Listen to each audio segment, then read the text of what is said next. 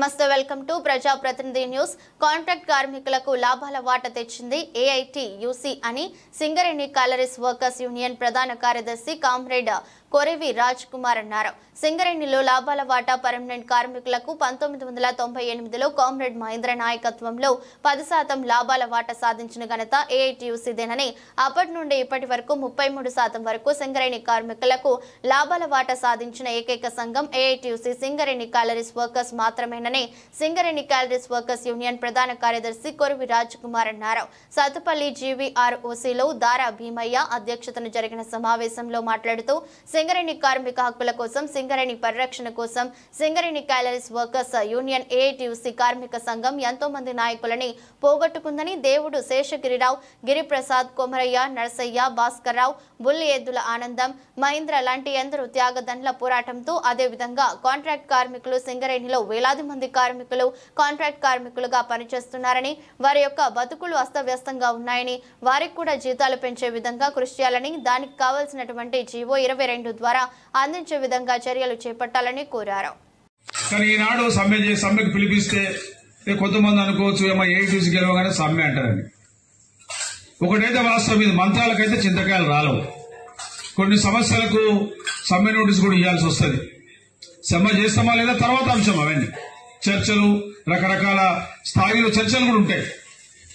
కానీ మనం కలిసి ఉన్నాము ఈ అంశం మీద, కార్మిక వర్గం అంతా ఒకటే తట్టు మీద ఉన్నది అని చెప్పడానికి మాత్రం మన ఐక్యత అవసరం. ఈ రోజు ఒకటి చెప్తా ఉన్నాం, ఎన్నికలప్పుడే ట్రేడ్ యూనియన్లు. ఎన్నికలప్పుడేంటిది, నీ యూనియన్ నా యూనియన్, నేనేం చేస్తా నువ్వేం చేస్తా చెప్పుకుందాం. ఎన్నికల తర్వాత ఈరోజు కార్మికులందరూ ఒక సర్టిఫికెట్ గెలుపు అనేది జరిగింది కాబట్టి అందరం కలిసి సరే మళ్ళీ 4 ఏళ్ల ఏదో ఉంటది కదా, ఆ పీరియడ్ లో మనం పనిచేయాలి. అట్లయితేనే హక్కులు వస్తాయి. కాబట్టి ఈ అంశాల మీద మేము చాలా ఎక్సర్సైజ్ చేస్తా ఉన్నాం. ఇప్పటికే చైర్మన్ గారు దీనికి సంబంధించి మోడాలిటీస్ ఇవ్వమని చెప్పాడు.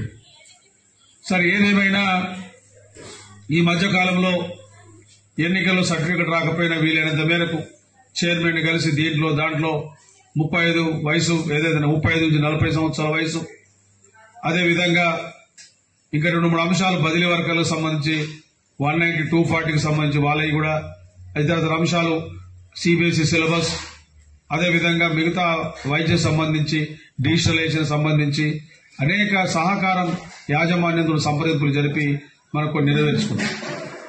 సరే ఇప్పుడు సర్టిఫికెట్ ఇచ్చిన తర్వాత బాధ్యత పెరిగింది.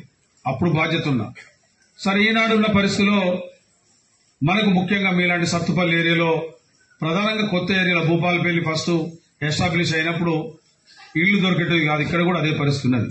ఇల్లు కిరాయి దొరికేది కాదు. ఒకవేళ దొరికిన కులాలు, మతాలు ఆలోచించడం. ఒక కొత్త ఏరియాలో కొన్ని సవలతులు ఉండవు.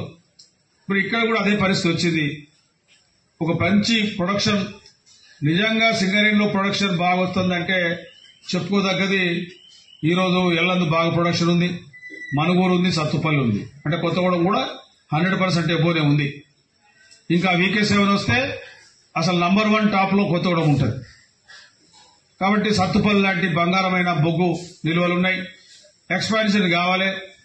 సరే కంపెనీ ఆలోచన విధానం తెలియదు. 300 కోట్లు క్వార్టర్స్ కట్టారు.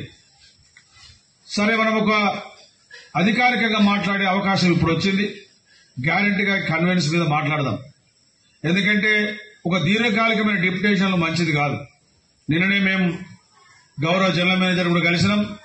ఎందుకంటే లాభాల వాట పంచేటప్పుడు మీ దగ్గర సుమారుగా 300 నుంచి 400 మంది రోజు అప్ అండ్ డౌన్ డిప్యుటేషన్ల మీద పనిచేస్తా ఉన్నారు. వాళ్ళకు ఈ గ్రూప్ పర్ఫార్మెన్స్ ఏం కడతాం? యాక్చువల్ గా పేరెంట్ మీద GKOC లేకపోతే PVK5